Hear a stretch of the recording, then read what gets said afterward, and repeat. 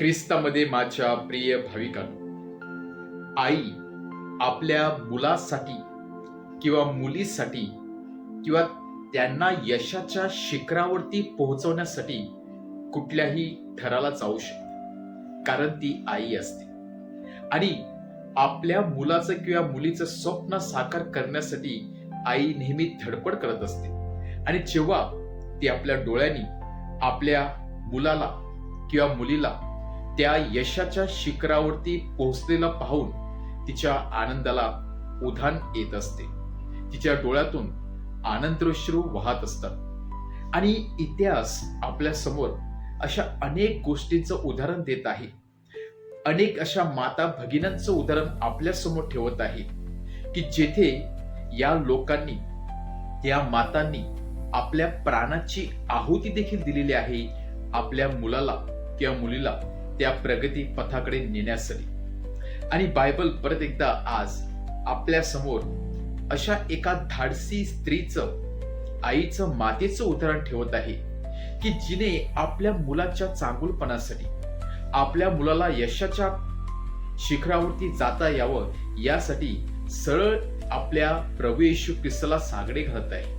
आपल्या प्रभू येशू ख्रिस्तासमोर नतमस्तक होत आहे व मोठ्या धैर्याने, विश्वासाने प्रभू येशू ख्रिस्ताला रिक्वेस्ट करत आहे की प्रभूजी, या संपूर्ण 12 प्रेषितांपैकी माझ्या 2 मुलांना तुम्ही यशाच्या शिखराकडे पोहोचवा. माझ्या 2 मुलाला एका तुमच्या उजव्या हातामध्ये आणि दुसऱ्या डाव्या हाताकडे बसवा. या आईने दुसऱ्या 10 प्रेषितांचा कधीच विचार केला नाही, तर केवळ आणि केवळ आपल्या 2 मुलांचा विचार केला. आणि म्हणून प्रभू येशू ख्रिस्त तिला सांगत आहे, तू काय मागत आहे हे तुला ठाऊक नाही. परंतु प्रभू येशू ख्रिस्त तिच्यावरती रागवत नाही, कारण प्रभू येशू ख्रिस्ताला आईचं हृदय ठाऊक होतं की कुठलीही आई किंवा कुठलीही माता आपल्या मुलाच्या प्रगतीसाठी किंवा मुलाच्या आनंदासाठी कुठल्याही थराला जाऊ शकते. हे प्रभू येशू ख्रिस्ताने स्वतः अनुभवलेलं होतं पवित्र मातेमध्ये. जेव्हा पवित्र मरीने बाळ येशूचं रक्षण करण्यासाठी कुठल्या थराला ती गेलेली होती. एका देशातून दुसऱ्या देशामध्ये ती पाळलेली होती, केवळ आणि केवळ हेरोद राजाच्या दुष्टाईपासून आपल्या प्रभू येशू ख्रिस्ताला वाचवण्यासाठी. आणि त्यामुळे प्रभू येशू ख्रिस्त या स्त्रीवर, या मातेवरती, आईवरती रागवत नाही. उलट तिला सांगत आहे की जो प्याला मी पिणार आहे, ज्या दुःखाच्या डोंगराच्या, दुःखाच्या सागरामध्ये मी उडी घेणार आहे, त्या सागरामध्ये तुझी 2 मुले पोहू शकतील का? आणि तेव्हा आई मागचा पुढचा विचार न करता सांगत आहे, होय, ते दुःखाचं प्याला पिणार आहे, ते दुःखाच्या महासागरामध्ये उडी टाकणार आहे. कदाचित तिला ठाऊक नव्हतं की प्रभू येशू ख्रिस्त दुःखाचा सागर कशाविषयी सांगत आहे किंवा तो दुःखाचा प्याला कशाविषयी म्हणत आहे. हा मोठा क्रूस की ज्यासाठी त्यांना प्राणाची आहुती देखील द्यावं लागणार आहे. तर आईला ते ठाऊक नव्हतं. आईला फक्त एवढंच ठाऊक होतं की माझ्या मुलांना त्या यशाच्या पर्वताकडे घेऊन जावं. आणि म्हणूनच प्रभू येशू ख्रिस्त तिच्यावरती रागवत नाही, परंतु तिच्याकडे प्रेमाने पाहतो आणि तिच्या त्या विश्वासासाठी, तिच्या त्या धैर्यासाठी तिचे जणू काही आतमधून आनंदाने तिचे जणू काही आभार मानत आहे किंवा तिचे गुणगान गात आहे.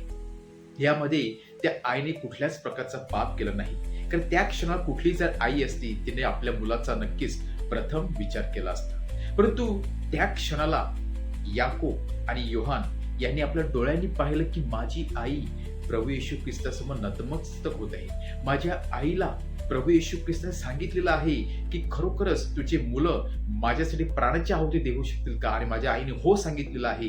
हे त्यांनी डोळ्यांनी पाहिलेलं होतं, कानांनी ऐकलं होतं. आणि तसंच झालं.